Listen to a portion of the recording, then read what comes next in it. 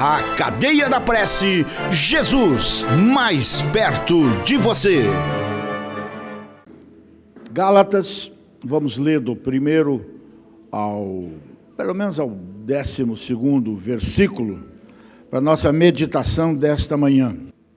Paulo, apóstolo, não da parte dos homens, preste bem atenção nessas palavras, nem por parte de homem algum, mas por Jesus Cristo e por Deus Pai, que o ressuscitou dos mortos, e todos os irmãos que estão comigo, as igrejas da Galácia. Graça e paz da parte de Deus Pai e da de nosso Senhor Jesus Cristo, o qual se deu a si mesmo por nossos pecados, para nos livrar do presente século mau, segundo a vontade de Deus nosso Pai. Esse é o versículo-chave da palavra hoje. Ao qual glória para todo sempre. Me admiro muito de que tão depressa vocês passaram daquele que vos chamou a graça de Cristo para outro evangelho, o qual não é outro, mas há alguns que vos inquietam e querem transtornar o evangelho de Cristo. Mas ainda que nós mesmos, ou um anjo do céu vos anuncie outro evangelho, além daquele que já vos tenho anunciado, seja anátema, execrado, condenado. Assim como já vos dissemos agora, de novo também vos digo, se alguém vos anunciar outro evangelho, além do que já recebestes, seja anátema. Porque persuado eu agora a homens ou a Deus? Ou procuro agradar a homens? Se estivesse ainda agradando aos homens, não seria servo de Cristo. Mas faço-vos saber, irmãos, que o evangelho que por mim foi anunciado, escuta isso, não é segundo os homens, porque não o recebi, nem apreendi de homem algum, mas pela revelação de Jesus. Foi um aprendizado numa esfera muito mais alta do que Pedro, João e os demais aprenderam. Porque esse homem foi arrebatado ao terceiro céu. Ele esteve retirado na Arábia por 3 anos. Ele esteve numa outra dimensão, por isso ele se calava a respeito de muita coisa, porque não era lhe permitido falar, não é? Mas ele deixava escapar em 2 ou 3 cartas o desejo de voltar para onde ele estava, porque é bom demais, mas por amor às almas, ele preferia continuar aqui até que chegasse o seu dia, né? E ele ainda escreve, por exemplo, no capítulo 2, olha ali, o verso 11, e chegando Pedro a Antioquia, lhe resisti na cara, ou seja, brigaram, porque era repreensível. Verso 13, e outros judeus também dissimulavam com ele, de maneira que até Barnabé se deixou levar pela sua dissimulação. Amém? Vamos nos assentar nesse mesmo espírito, gente? Esse texto sagrado revela, antes de tudo, por isso, se detenha em estudar as cartas de Paulo. Você vai aprender coisas para a vida eterna, com profundidade. E esse texto sagrado revela a escolha especial de Paulo desde o ventre materno. A chamada específica é uma escolha do Senhor, exclusivamente do Senhor, com o objetivo de enviar pessoas para uma missão ou uma obra especial. Por isso também, de alguma maneira, fragiliza o Evangelho, por isso que a gente vê tantos, entre aspas, pastores fracassando, desistindo, obras que não vão para frente, trabalhos que abrem e fecham, porque vão à falência, vamos assim dizer. Por quê? É o texto que também diz, muitos serão chamados, mas poucos escolhidos. Todos somos chamados para sermos testemunhas de Jesus, mas poucos são chamados de fato para o ministério da palavra. E muita gente se auto-indica para esse tipo de coisa, mas não tem a chamada específica, a escolha específica de Deus, por isso não vai para frente. Até porque não faria sentido igrejas fechando, como a gente vê tanto, ministérios fracassados, como a gente vê tanto, quando Jesus diz claramente que as portas do inferno não prevalecerão contra o que mesmo? Contra o quê? Igreja de quem? Não é a igreja do Rogério, do fulano, do Beltrano, contra a minha igreja, diz o Senhor. E quando ele diz a minha igreja, ele não está falando de um CNPJ, que nós somos obrigados a ter. Ele não está falando de uma organização, simplesmente. Ele está falando de um organismo, e um organismo vivo, que é a sua igreja. Né? E Paulo, a gente lê, a gente vê, que foi chamado de uma forma específica para levar o nome do Senhor perante reis, perante os gentios, que somos nós, que não somos judeus, nós somos gentios. Ele teve uma missão por demais grande,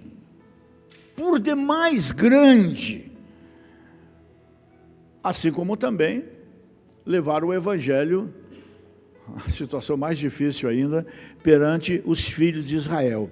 Então, Paulo foi designado por excelência como o apóstolo dos gentios, ou aos gentios. E se os apóstolos tivessem, sempre pensei nisso, né? Quando Judas se afastou, né? E eles jogaram sortes e escolheram um cidadão lá chamado Matias, que passou em brancas nuvens a sua biografia, né? Por quê? Porque se o apóstolo tivesse esperado um pouquinho mais, Paulo seria o substituto natural de Judas Iscariotes, e não o Matias. Até porque os 12 apóstolos foram chamados nominalmente e escolhidos para uma missão especial e específica de serem as colunas principais da igreja. E os 12 apóstolos tiveram uma chamada tão específica que na Nova Jerusalém, onde vamos habitar por toda a eternidade, a cidade santa, não terá um fundamento com os nomes de 12 ou 14 apóstolos, apenas 12. E qual será esse nome? Judas vai estar lá? Não. Matias também vai estar? Não pode, porque Matias foi escolhido pelos homens, por sorteio. Não foi escolhido por Deus. Não é? Apenas 12, e eles formam a base inicial do povo de Deus da nova aliança, assim como as 12 tribos de Israel formavam a base inicial do povo de Deus da antiga aliança. Então, como vocês estão vendo, só estou dando uma pincelada por cima aqui, como vocês estão vendo, a palavra de Deus, ela não é digna de ser lida, ela é digna de ser meditada, estudada. Então ele não pode se insurgir, ele pode até atrapalhar, mas não pode te vencer. Então nós precisamos reconsiderar muita coisa e nos aprofundarmos no conhecimento da palavra, especialmente nas cartas de Paulo. Tem cartas, eu me lembro, quando eu era recém-convertido, ainda meio só convencido, eu não queria ler, não entendia nada, eu detestava a carta aos Romanos. E, no entanto, é a carta mais doutrinária que Paulo escreveu, com princípios básicos, para nos mantermos firmes, de pé, nessa caminhada difícil, nesse mundo de tantas trevas, de tantos tempos ruins, tempos perigosos para o Evangelho. Eu gosto demais de Paulo, porque ele nos ensina coisas assim muito profundas.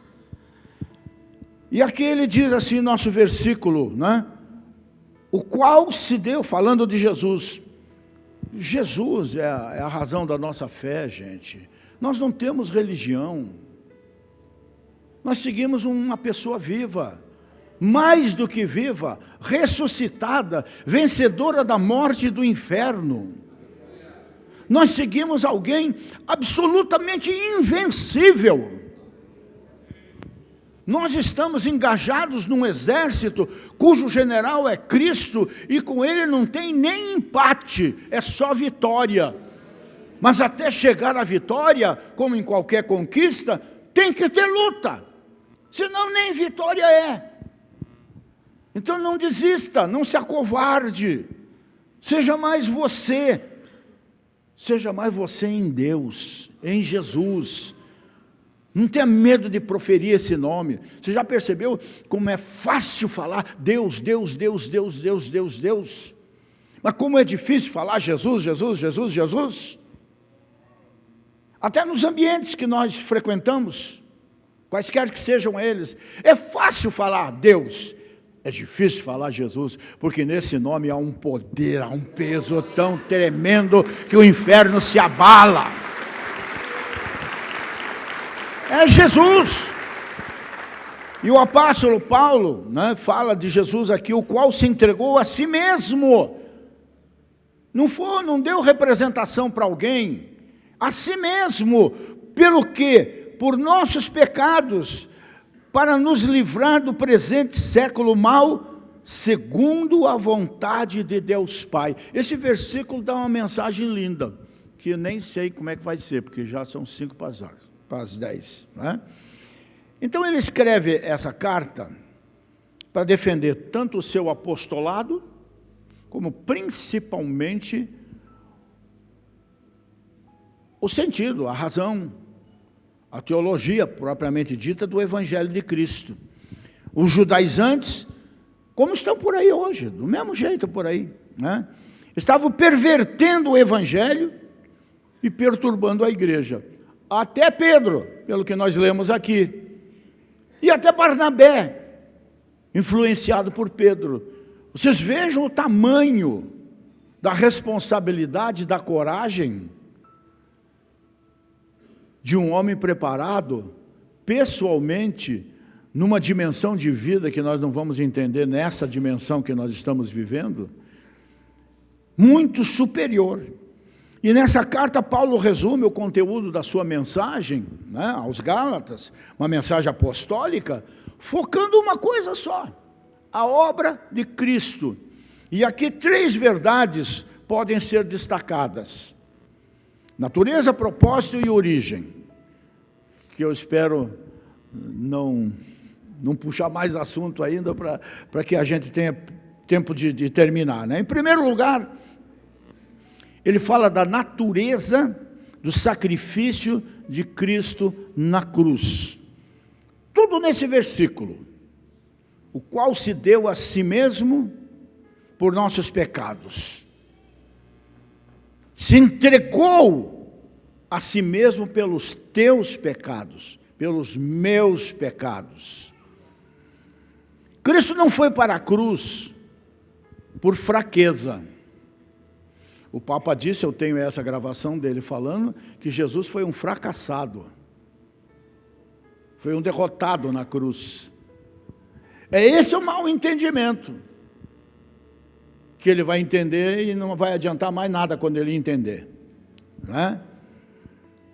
Cristo não foi para a cruz por fraqueza, por ser um covarde, por não ter reagido como Pedro tanto instigou ele, reaja, sai no braço. Chama uma legião de anjos, uma miríade de anjos, para te tirarem daí. Ou como os próprios soldados zombavam dele, junto com os judeus, Se tu és o filho de Deus, desce daí, mostra a tua força, mostra o teu poder. Não, ele se entregou. Ele não foi pregado no madeiro como um mártir. Se fosse um mártir, nós estava tudo lascado, gente. Também não foi morto porque Judas o traiu por dinheiro. Não foi morto porque Pilatos o sentenciou por covardia, também por omissão.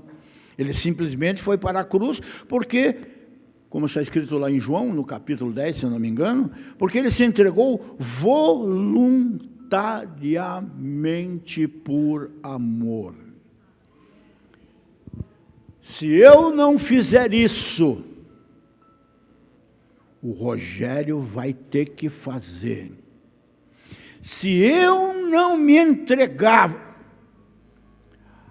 a 10ª igreja quadrangular vai ser todinha ela crucificada e pregar lá.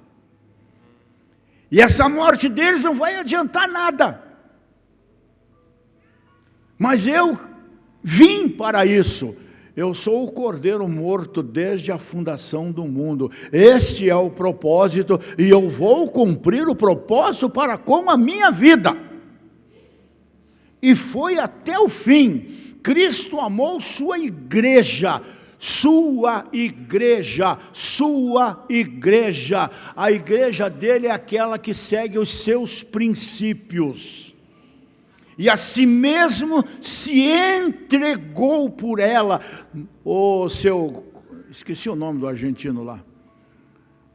Bom, não interessa. Dizer isso para ele. Ele não foi vencido, ele se entregou pela igreja. Ele se entregou por cada um de nós e também por todos aqueles que 4.000 anos atrás viveram e creram na promessa.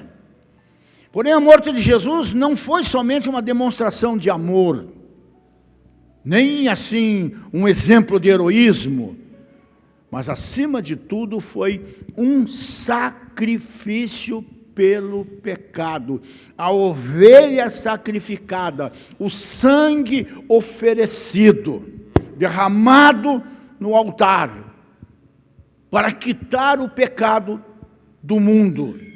E o que é afirmado com frequência e unanimidade, é que a morte do nosso Senhor foi uma morte em favor do homem perdido. Eu não vim para os sãos, eu vim para os doentes, né? Não uma morte particular para si próprio. Daí aquilo que a gente fala de um caráter, não é? Substitutivo, vicário. Alguém sendo sacrificado em favor de alguém para ser livre. Como inocente, deixou-se executar como culpado, para que os culpados assumissem o lugar do justo. Isso é você, meu irmão. Isso somos nós, a igreja de Cristo. Nós não podemos mais continuar vivendo nessa superficialidade que nós estamos vivendo, lamentavelmente, porque os dias são maus e os dias vão piorar, mas vão piorar. Eu tenho dito isso para vocês incessantemente. Os dias vão piorar de uma forma espetacular. Esses próximos anos serão terríveis. E de quebra ainda não bastasse esse bando de safado, agora tem uma tal de inteligência artificial que vai detonar a humanidade em 5 anos. E se nós não estivermos preparados, nós vamos virar tudo uns robozinhos. Para a esquerda, para a direita, para frente, para trás. E não é assim. Em Cristo nós somos mais do que livres. Somos livres na liberdade com que Cristo nos contemplou. Cristo não se entregou por amor às glórias e os reinos desse mundo. Se fosse para fazer isso, já lá no começo, quando ele saiu do deserto, depois de 40 dias de jejum e oração, ele tinha aceitado as ofertas do próprio Satanás, que estava lá esperando ele na saída, ao qual ele rechaçou, mas não na força do braço. Ele rechaçou num poder que está na tua boca, que você tem que entender isso, que é o poder da palavra de Deus, é o poder do nome de Jesus. Esse nome é irresistível, mas só é irresistível na boca da sua igreja. Isso não vai acontecer como aconteceu lá com os 7 filhos de Seva, o sacerdote, que viram Paulo expulsando demônios e disse: cara, isso aí vai dar dinheiro. Vamos fazer a mesma coisa, vamos ficar famosos, cheio da grana, como tanta gente está por aí, principalmente na televisão. E em grandes templos, lotados de gente e tudo mais. Só que o nome de Jesus só tem poder na boca de quem é dele. E esses 7 rapazes não eram. Então eles saíram à cata do endemoniado e acharam um bem encapetado. E a Bíblia diz que quando eles chegaram diante do endemoniado e disseram: nós te esconjuramos em nome de Jesus a quem Paulo prega. E a Bíblia diz que os 7 saíram nus, com as roupas rasgadas e todos quebrados, machucados. Porque o diabo simplesmente respondeu para ele: sabemos muito bem quem é Jesus, conhecemos a Paulo, mas vocês, quem são vocês? Rapaz, isso dá uma baita mensagem, né? Isso dá uma baita mensagem, né?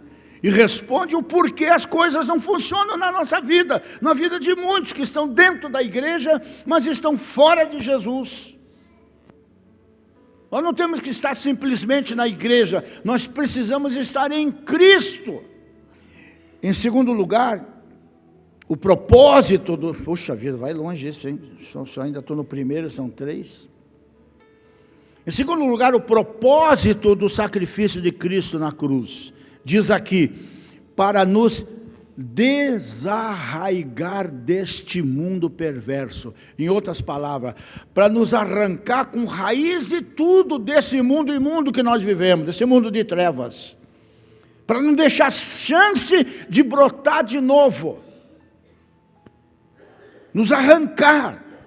Paulo diz que a morte de Cristo teve um propósito definido. Ele se entregou à morte de cruz para nos arrebatar do poder desse mundo e para nos transportar do reino das trevas para o reino da luz, para nos arrancar da casa do valente e nos arrebatar da potestade do maligno. Por isso dizemos que o Evangelho liberta, que a emancipação, ou se você preferir, a alforria, né? De um estado de servidão, de escravidão, e que o cristianismo, poderia chamar assim, né, a religião da libertação. Em terceiro lugar, para encerrar, a origem do sacrifício de Cristo. Mesmo versículo, ao qual se deu a si mesmo por nossos pecados, para nos livrar do presente século mau, segundo a vontade de Deus nosso Pai. A vontade de Deus é boa, gente. Sempre boa. Quando a gente canta aqui que Deus é bom, não sei o quê, né? Sempre Deus é bom, esqueci. Né? A verdade é que a vontade de Deus, ela sempre será boa para os seus filhos, mesmo que a vontade dele muitas vezes leve-o a nos dar umas chicotadas, umas varadas. Saudade da minha mãe. Meu pai nunca me bateu, mas minha mãe me pegava, né? E por que eu lembro mais dela? Por causa dessas coisas. Porque quem ama, corrige. Quem não ama, entrega a Deus. A entregar a Deus. E responsabilidade Deus não aceita. Tanto o resgate dessa dispensação maligna aqui, quanto os meios pelos quais ele foi efetuado, são de acordo com a vontade de Deus. Nada saiu do projeto de Deus. Nada. Nada. A vontade do Pai, nesses atos salvíficos, redentores de Jesus, é um aspecto importante da teologia de Paulo. Isso que é maravilhoso na teologia de Paulo. E realmente é parte integrante de toda a teologia cristã, excluindo qualquer noção de que tudo que aconteceu com Cristo foi causado por circunstâncias, por momento. Não. Esse plano, pelo fato de Jesus ser o Cordeiro morto desde a fundação do mundo, desde que o mundo é mundo, já foi estabelecido. Por isso que eu sempre digo para vocês, não se preocupe. Tenho dito isso para muita gente que estão apavorado com o que está acontecendo nesse país. Não se preocupe, o que tem que acontecer, está acontecendo. Deus não está castigando a sua igreja. Deus não está julgando a sua igreja no Brasil. Deus está julgando o Brasil. Deus está julgando uma nação. que vai para as avenidas do Rio de Janeiro e tantos outros lugares e o afronta da forma que o afronta nos carnavais e de outras maneiras por aí que eu nem me atrevo de tão sujo que é de falar aqui. Um país que sacrifica centenas de crianças todos os anos raptadas em terreiros. Deus está julgando uma nação, não você. Você é filho. Você já foi absolvido em Cristo Jesus, nosso Senhor. Amém? Então, gente, a verdade é que tudo fazia parte de um plano para derrubar o mal e libertar o homem do poder dele. Desde a fundação do mundo. O que eu queria dizer é o seguinte: o ontem, você já não pode mais fazer nada. Porque o ontem está no passado. O hoje, nós temos que viver da melhor maneira possível. Da melhor maneira possível. Felizes, alegres, viver com intensidade, viver com gratidão a Deus. E o amanhã, que traz tanta ansiedade, que traz tanta preocupação, que traz tanta depressão, o amanhã não se preocupe, porque Deus já está lá, no seu amanhã, no nosso amanhã. Então descansa nele. Volto a dar o mesmo conselho de sempre. Medite nos primeiros 6 versículos do Salmo 37. Confia, descansa, entrega, e o mais ele fará. Então, podemos reafirmar que Cristo foi à cruz, não por um acidente, nem porque as forças do mal prevaleceram sobre ele. Não foi Satanás, nem o inferno inteiro reunido que levaram Jesus à cruz e que o pregaram lá no madeiro. Não foi. Cristo foi à cruz voluntariamente. Foi porque Cristo quis, porque essa era a sua missão, e absolutamente em conformidade com a vontade do Pai. Tudo isso é o que o versículo diz aqui, né? Foi o Pai que o entregou por amor. O amor divino por nós não poupou o Filho, tampouco o Pai, de modo que Deus sofreu pessoalmente, visto que ele assistiu tudo o que estava acontecendo na cruz.